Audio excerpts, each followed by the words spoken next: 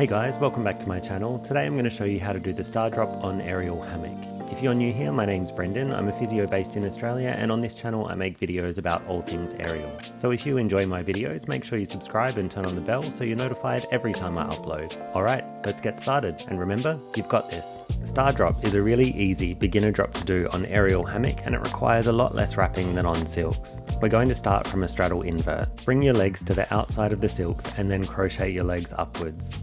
Climb up using both your arms and your legs to help, and then bring your shoulders through the middle and arch into position. When you're ready to drop, let go of the silks and catch the pole ends on the way down. I like to come into this double stag position, especially if I'm close to the ground. Alright, let's go through a couple of details that will help you to really nail this drop. If you find these videos helpful, you can show your support for the channel by dropping me a like.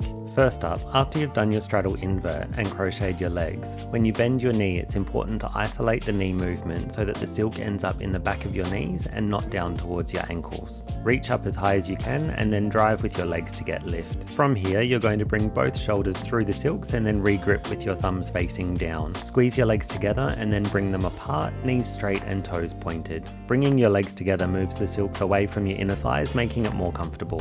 Knowing where to catch the silks is often one of the most scary things when you're doing this drop for the first time. You can see that the hammock is wrapped around my hip bone, so when you drop, bringing your hands towards your hips should help to guide them to the right place.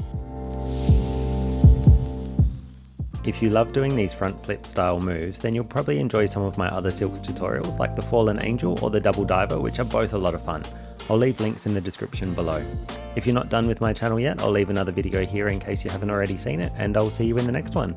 Bye guys!